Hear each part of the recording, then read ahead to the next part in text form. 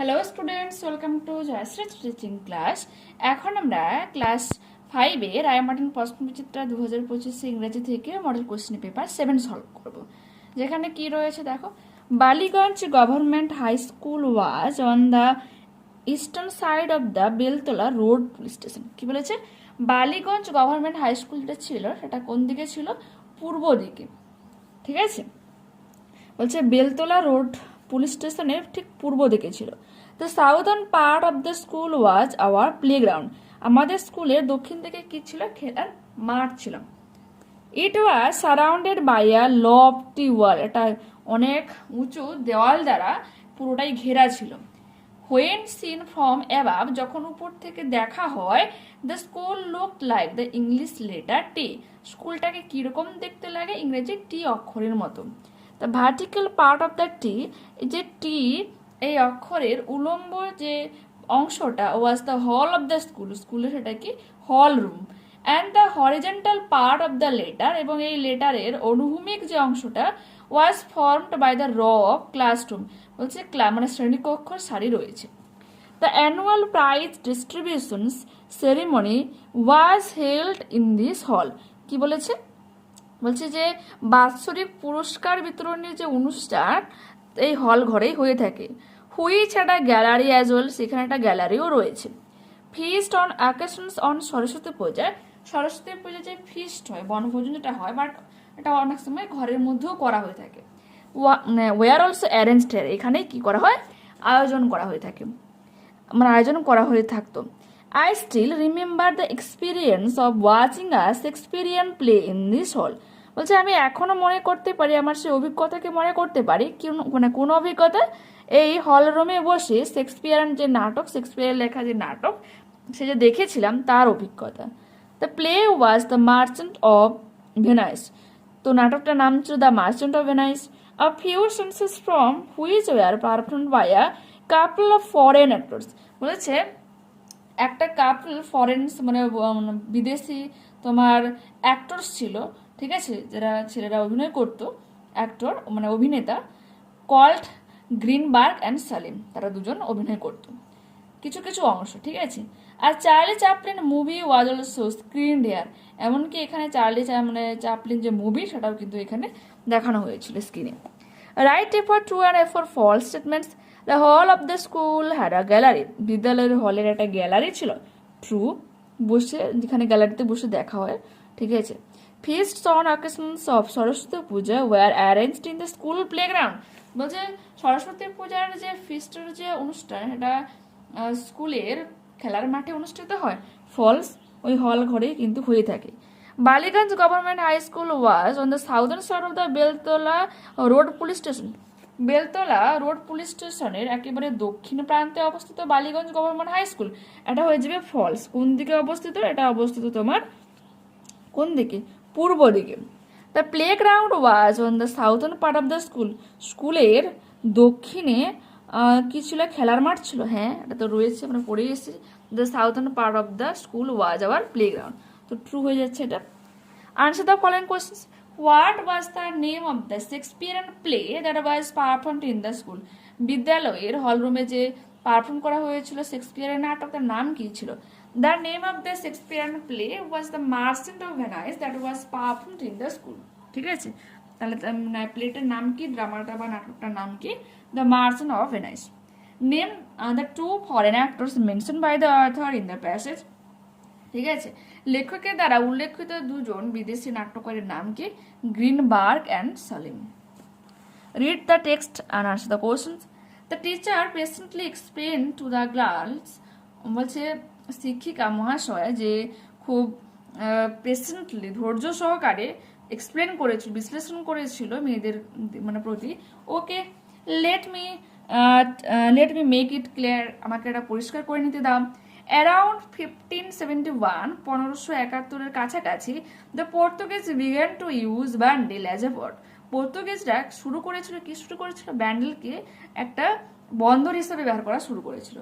The Mughal empire Akbar gave them permission to build a town in Hooghly. কি বলেছে? যে মুঘল শাসক ছিল আকবর, যে তাদেরকে মানে পারমিশন দিয়েছিল, অনুমতি দিয়েছিল হুগলিতে একটা শহর তৈরি করার জন্য। ইন 1579 সালে the Portuguese build a port on the bank of the Hooghly. Hooghly নদীর তীরে একটা বন্দর তৈরি করেছিল। দে কল্ড ওভার আগাস্টিনিয়ান মংস, ঠিক আছে, আগাস্টিনিয়ান মংসদের মঠাধ্যক্ষদেরকে ডেকে পাঠিয়েছিল ফ্রম গোয়া থেকে to build a church at Bandel in 1599। 1599 সালে ব্যান্ডেলে একটা চার্চ তৈরি করার জন্য, ঠিক আছে, গির্জা বানানোর জন্য।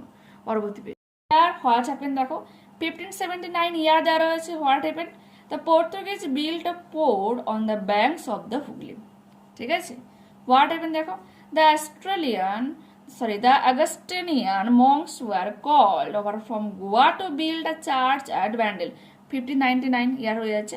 1579 কি হয়েছিল দেখো, the Portuguese began to use Bandel as a fort। পর্তুগিজরা ব্যান্ডেলকে একটা বন্দর হিসেবে ব্যবহার করা শুরু করেছিল। দেখে নাও রিডিং কম্প্রিহেনশন। আনসিন প্যাসেজ কি রয়েছে, ওয়ান্স আপন আ টাইম, একদা এক সময়, ইন আ ম্যাজিক্যাল ফরেস্ট, একটা জাদু জঙ্গলে, ঠিক আছে, there lived a wise old owl named Oliver. সেখানে বাস করতো এক বিজ্ঞ বৃদ্ধ পেঁচা, তার নাম কি ছিল, Oliver. Oliver was known throughout the forest for his kingdom and kindness. অলিভারকে পুরো জঙ্গলে জানা যেত তার জ্ঞান এবং দয়ালু স্বভাবের জন্য। ওয়ান ডে, একদিন, আ ইয়ং র্যাবিট, একটা যুবক খরগোশ, নেমড রোজি, যার নাম ছিল রোজি, কেম টু অলিভারের কাছে এসেছিল সিকিং অ্যাডভাইসের খোঁজে। রোজি ওয়াজ ফিলিং লস্ট, মানে রোজি যে দিশেহারা হয়ে যাচ্ছিল, অ্যান্ড আনসিওর অফ হোয়াট পথ to take in her life, তার জীবনে কোন পথ গ্রহণ করা উচিত সেই ব্যাপারে অনিশ্চিত ছিল। অলিভার লিসেন কেয়ারফুলি, অলিভার তাকে মন দিয়ে শুনেছিল, অ্যান্ড দেন টল্ড রোজি, তারপর রোজিকে বলেছিল আ স্টোরি, একটা গল্প, অ্যাবাউট আ লিটল ক্যাটারপিলার, একটা ছোট্ট শুয়োপোকার ব্যাপারে, হু ওয়াজ অ্যাফ্রেড অফ চেঞ্জ, যে হচ্ছে পরিবর্তনের জন্য ভয় পাচ্ছিল। দ্য ক্যাটারপিলার নেমড চার্লি, সে শুয়োপোকাটার নাম কি ছিল, Charlie, was content crawling along the forest floor, এই জঙ্গলের মেঝেতে সে হামাগুড়ি দিয়ে যাচ্ছিল। বাট ওয়ান ডে, কিন্তু একদিন, চার্লি উপলব্ধি করেছিল দ্যাট, যে হি হ্যাড দ্য পোটেন্সিয়াল, তার অনেক ক্ষমতা রয়েছে, টু বিকাম সামথিং গ্রেটার, এর থেকে আরো বড় কিছু করার, আ বিউটিফুল বাটারফ্লাই, একটা সুন্দর প্রজাপতি হওয়ার। How ever he was scared of the unknown and worried about the living his comfortable life behind. বলে তা সত্ত্বেও বা যাই হোক, সেও কিন্তু এইরকমই অজানার প্রতি ভয় পেত, এবং এটা ভয় পেত যে সে তার এই কমফোর্টেবল, তার যে আরামদায়ক জীবনের থেকে বেরিয়ে আসতে পারবে, এটা নিয়ে সে কিন্তু ভয় পাচ্ছিল। চুজ দ্য কারেক্ট অল্টারনেটিভ, দেখে নাও। The name of the wise old owl was, কি হয়ে যাবে, Oliver. Oliver told Rosia story about কি হয়ে যাবে, আ ক্যাটারপিলার, একটা ক্যাটারপিলারের সম্পর্কে গল্প বলেছিল। Fill in the blanks with information from the passage, কি রয়েছে দেখো। ওয়ান ডে, একদিন, চার্লি রিয়েলাইজড দ্যাট, চার্লি উপলব্ধি করেছিল, হি হ্যাড দ্য পোটেন্সিয়াল, তার ক্ষমতা রয়েছে, to become something greater, a beautiful butterfly, একটা সুন্দর প্রজাপতি হওয়ার। Oliver was known for it, Oliver পরিচিত বা অলিভারকে জানা যেত for is wisdom and kindness, তার দয়ালু স্বভাবের জন্য এবং জ্ঞানের জন্য। রোজি ওয়াজ আ ইয়ং র্যাবিট, রোজি কিরকম ছিল, একটা যুবক খরগোশ। গ্রামার অ্যান্ড ভোকাবুলারি দেখো কি রয়েছে। Fill in the blanks with appropriate preposition. The sun is shining over our head. সূর্য মাথার উপর উজ্জ্বল ভাবে কিরণ দিচ্ছে। I go to school every day, আমি প্রতিদিন বিদ্যালয়ে যাই। Rewrite the sentences using contracted form of the verbs. We will go to your house, কি হয়ে যাবে, we, তারপরে যে apostrophe double l, go to school, go to your house, sorry. এরপর রয়েছে কি, you should not be a lazy person, তোমার এক অলস ব্যক্তি হওয়ার দরকার নেই বা হয়েও না তুমি। You shouldn't be a lazy person, দেখো শুড, তারপরে এন অ্যাপোস্ট্রফি দিয়ে তারপর t. Do as directed, I will be dash my homework at that time, আমি এই মুহূর্তে কাজটা করতে থাকবো। I will be doing my homework at that time, আমি ওই মুহূর্তে আমার বাড়ির কাজগুলো করতে থাকবো। পরবর্তী page, write the synonym of tiny. আচ্ছা, সিনোনিম মিনস সমার্থক শব্দ, কি হয়ে যাবে, ভেরি স্মল। ছাত্ররা আমাদের দেশের ভবিষ্যৎ ট্রান্সলেট করতে হবে ইংরেজিতে, কি হয়ে যাবে, students are the future of our country. FUTURE country, COUNTRY, student STUDENTS, ঠিক আছে। I want to go to Canada one day, আমি একদিন কানাডা যেতে চাই। কি হয়ে যাবে দেখে নাও, এই যে আই ওয়ান্ট, আইটা ক্যাপিটাল হয়ে যাবে, ওয়ান্ট টু গো টু কানাডার সি ক্যাপিটাল হয়ে যাবে, ওয়ান ডের পর ফুল স্টপ দেবে। Find out the words from the unseen passage, question number 3 that mean the following. Looking for কি হয়ে যাবে, সিকিং, নলেজ হয়ে যাবে উইজডম, ঠিক আছে। Write a paragraph in about 60 words on a boat journey using the following hints, ঠিক আছে। একটা প্যারাগ্রাফ লিখতে বলেছে 60 শব্দের মধ্যে, 60 শব্দের মধ্যে আ বোট জার্নি, এটা এ বোট জার্নি হেডলাইন করবে, কি লিখবে দেখো। আ ফিউ মান্থস ব্যাক, কিছু মাস আগে, উই 4 ফ্রেন্ডস, আমরা 4 জন বন্ধু, ওয়েন্ট টু সুন্দরবন, সুন্দরবনে গিয়েছিলাম উইথ আওয়ার পেরেন্টস, আমাদের বাবা মায়ের সাথে। We spend a lovely moonlit night on the boat, আমরা একটা সুন্দর চন্দ্র আলোকিত নৌকায় মানে রাত্রিটা কাটিয়েছিলাম। The forest on both sides was dark and the river was silvery, দুপাশের জঙ্গল ছিল একেবারে অন্ধকার এবং নদীটা কিরকম ছিল, রূপোলি, মিনস নদীর উপরে, নদীতে জল ছিল তার উপর যখন চাঁদের আলোটা পড়ছে রূপোর মতো চকচক করছে। The boat was floating slowly over the river Matla, বলছে মাতলা নদীর উপর দিয়ে আমাদের নৌকা ধীরে ধীরে এগিয়ে যাচ্ছিল। We stood on the upper deck almost dumbfounded, নৌকার ছাদে প্রায়, ডাম্বফাউন্ডেড মিনস হচ্ছে বাকরুদ্ধ অবস্থায় আমরা কি করেছিলাম, দাঁড়িয়েছিলাম।